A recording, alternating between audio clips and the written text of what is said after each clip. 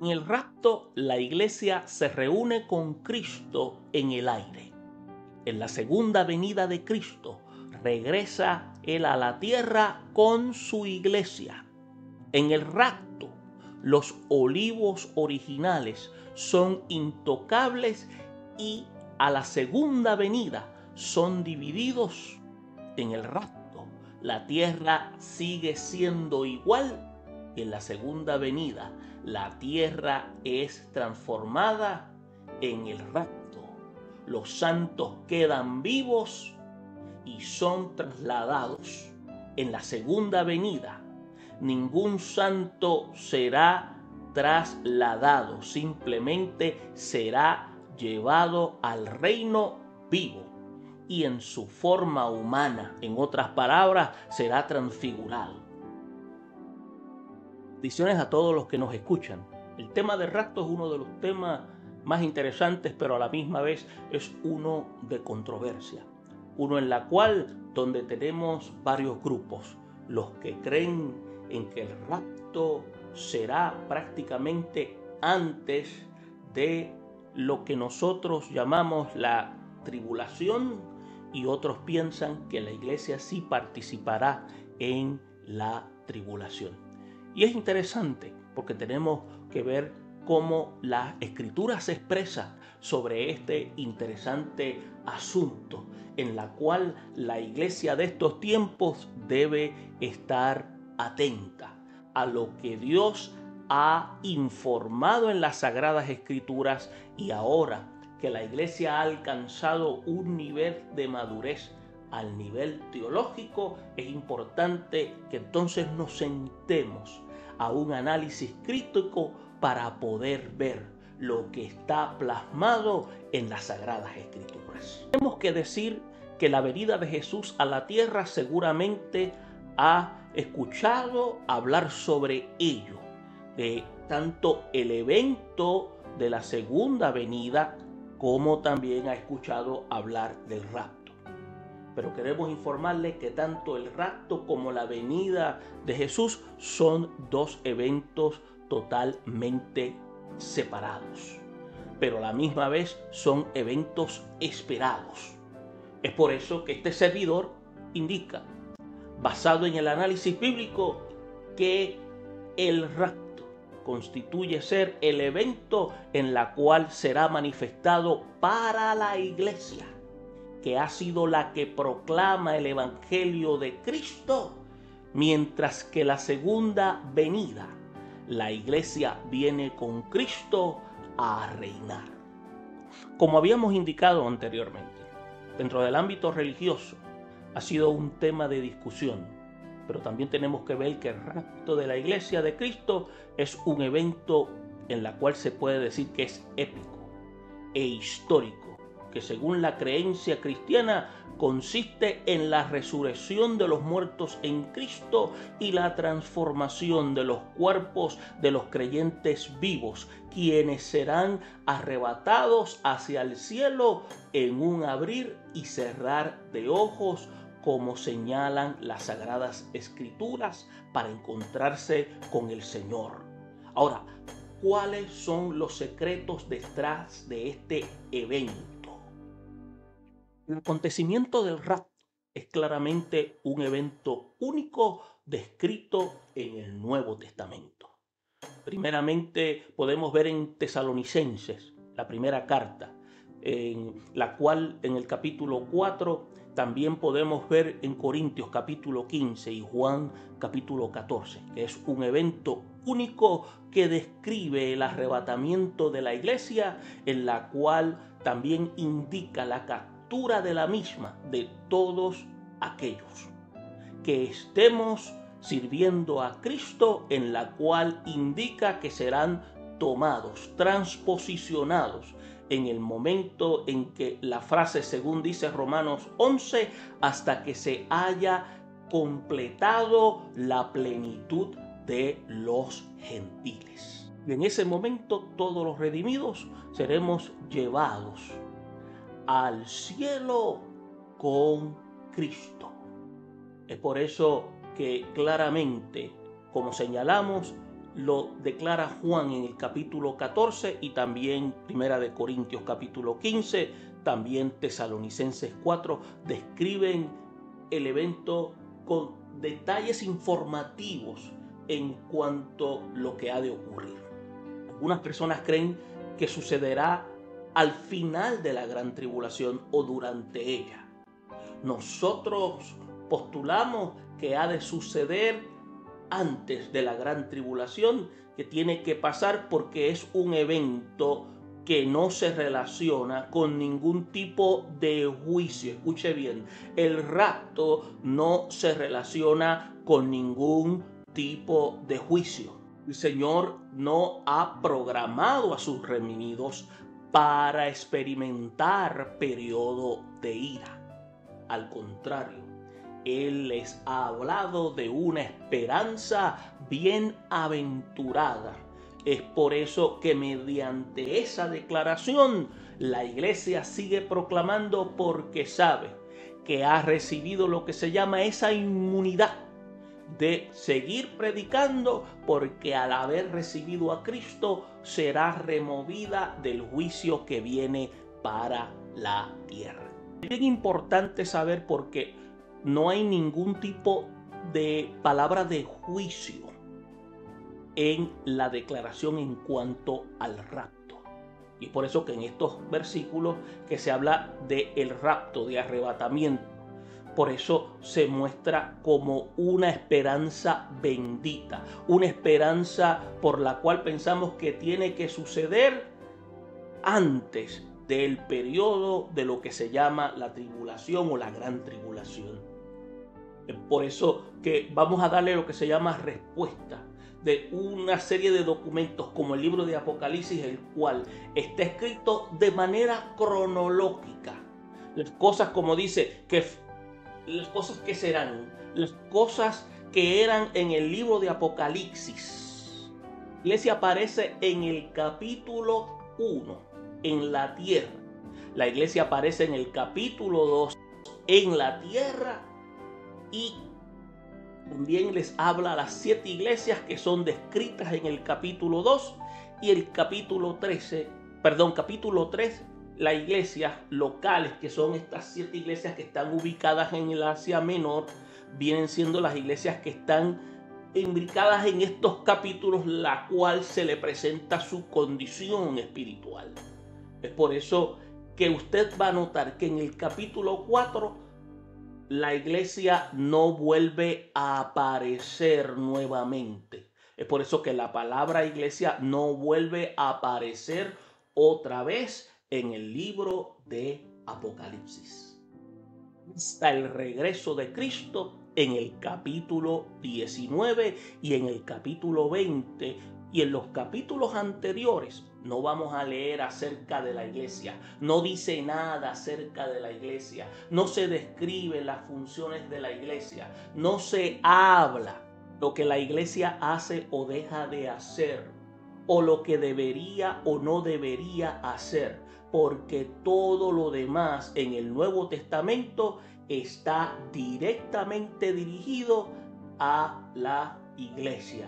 Cada epístola, cada carta o todas las instrucciones que están del Nuevo Testamento están dirigidas a la iglesia. Entonces, ¿por qué todas las instrucciones de la iglesia en el libro de Apocalipsis terminan en el capítulo 3?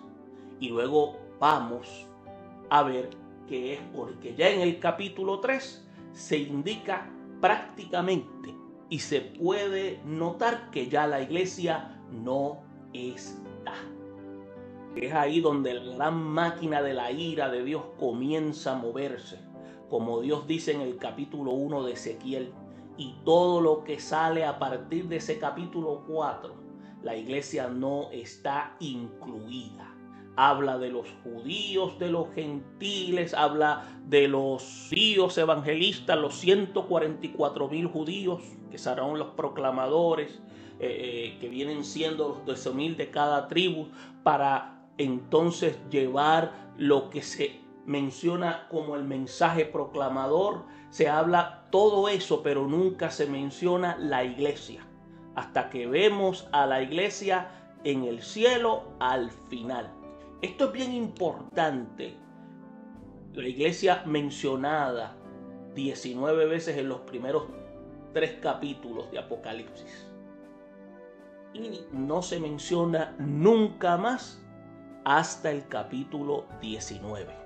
Cuando Cristo regresa a la iglesia, vemos por segundo que no existen instrucciones o advertencias a la iglesia acerca de la gran tribulación. Ahora, ¿no cree que si nosotros vamos a pasar por ese proceso de la gran tribulación, no hubiese dejado el Señor algunas instrucciones para prepararnos de ese día tan terrible? ¿Cómo deberíamos sobrevivir en ese periodo tan funesto? Es por eso que no hay nada escrito y siempre ha sido lo que se llama una bendita esperanza. Siempre es Cristo, está por venir. Es siempre una bendita esperanza y una gloria, y a la gloria suprema, mejor dicho. Junto a Cristo, nosotros entonces esperamos a Él. No esperamos al anticristo. Es por eso que cuando en Tesalonicenses habla de con voz de mando, con trompeta de Dios, descenderá del cielo. Estas declaraciones indican, y es un análisis muy personal, que cuando ocurra el evento del rapto va a ser un llamado a la iglesia para que se reporte ante la presencia del Señor de la misma manera que se reportan los soldados frente a su comandante. Y en esa formación que ocurrirá van a estar los muertos en Cristo y los vivos que han sido transformados en un abrir y cerrar de ojos. Otro punto de interés es que si el rapto, el cual es un evento descrito en la Biblia, no ocurre sino hasta el final de la gran tribulación, como muchos indican, y los creyentes tienen que pasar por la gran tribulación, ¿cuál es el objetivo? ¿Por qué ir al cielo y bajar nuevamente? Porque Cristo baja con sus santos. Entonces vamos a chocar unos con otros. No tiene nada de sentido poner al final de la gran tribulación. Entonces subimos y bajamos otra vez, porque cuando usted analiza y lee cuidadosamente los pasajes referentes al rapto, se describe que cuando nos vamos a un lugar que ha preparado para nosotros y nos vamos para estar con Él, donde el juicio de los justos y las bodas del Cordero, en la cual se llevará a cabo, en la cual durante ese periodo, cuando estemos con el Señor. Así que el rapto no tiene sentido si solo subimos y bajamos, y no tiene sentido porque entonces hay un problema, incluso mucho más importante. Si todos los creyentes son raptados en la segunda venida, si todos somos raptados en la segunda venida, el rapto es una transformación. Entonces el muerto resucita con un cuerpo nuevo. Entonces, ¿quién va a habitar en la tierra si todos los pecadores han sido destruidos? Es una pregunta que deberíamos plantearnos. Prácticamente no habrá nadie para quien gobernar, porque todos los pecadores, como indicamos anteriormente, han sido destruidos. Todos los creyentes han sido transformados, y como que mejor no existe el periodo de los 1000 años, porque no se puede tener un reinado, porque no hay nadie que lo pueda habitar, y la única manera de que se pueda habitar el reino es que la iglesia haya sido tomada de antemano.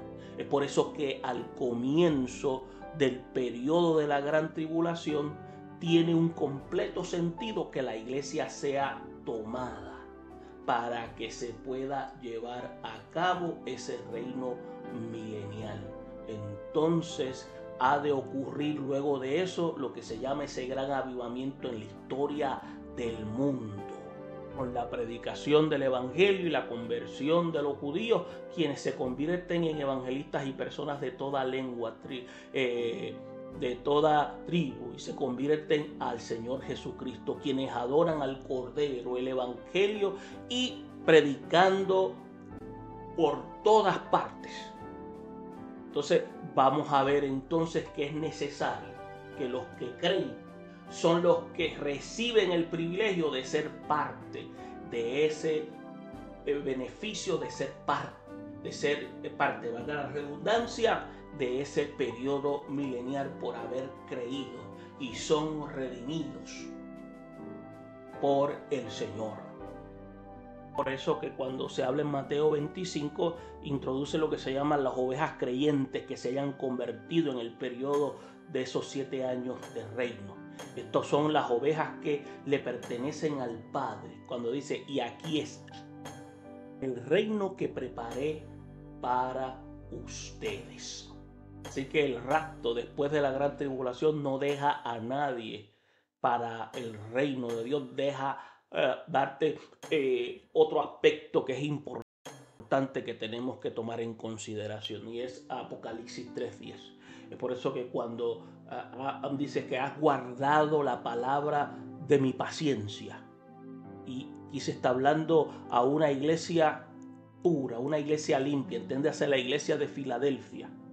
También una iglesia que fue ejemplar fue la iglesia de Esmirna. Son las únicas iglesias fieles, las iglesias puras.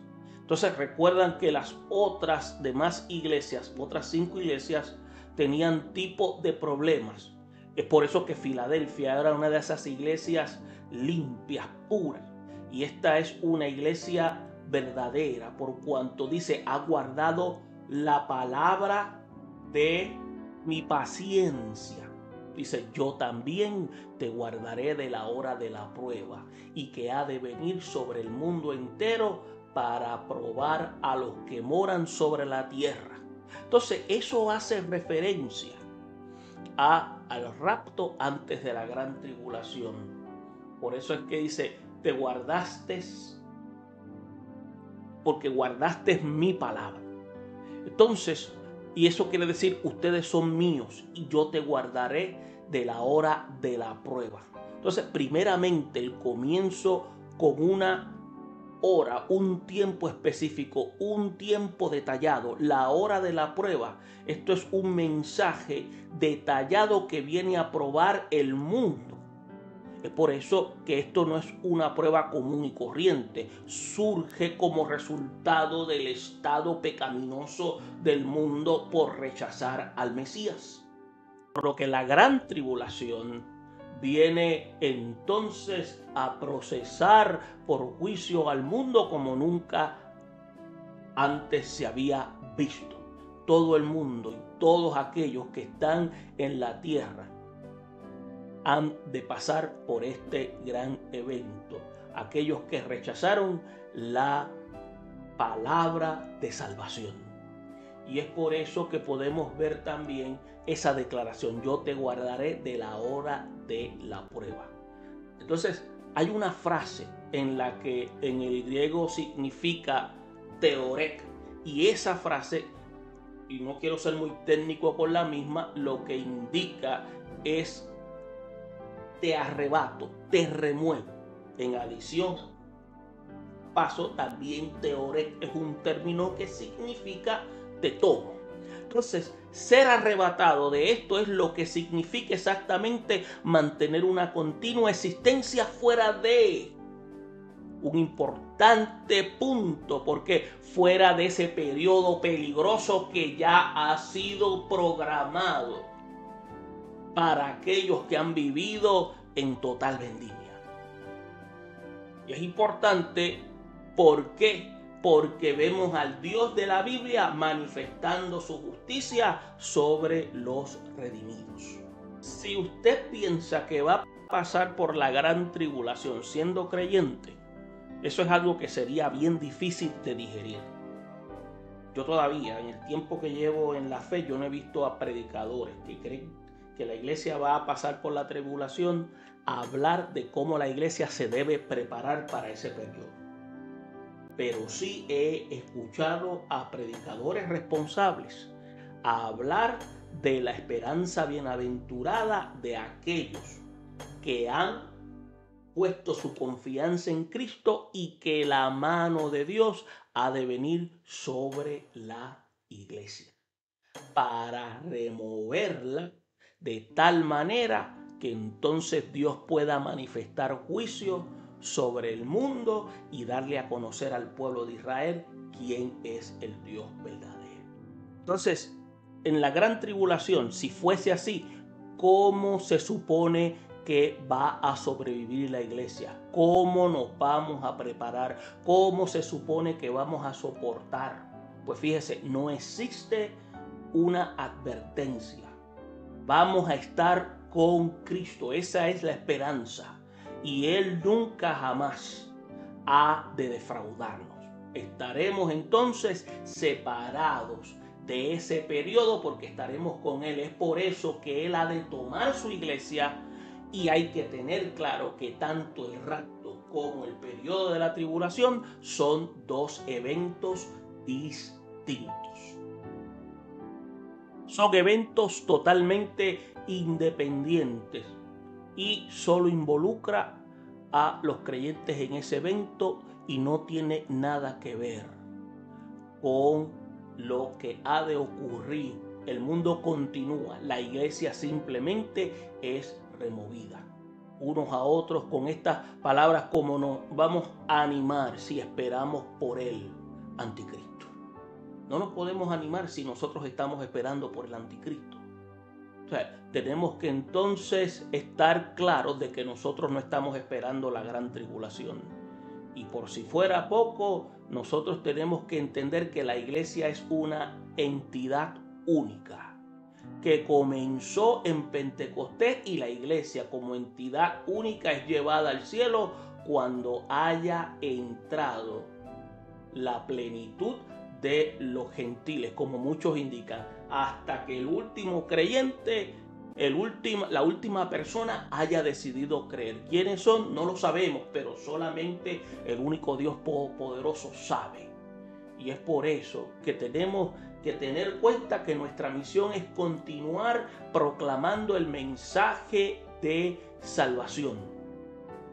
Por eso que también nos distinguimos de la nación del pueblo de Israel y nosotros cantamos lo que se menciona en Apocalipsis 5, la canción de los redimidos. Incluso nos distinguimos de los santos de la gran tribulación.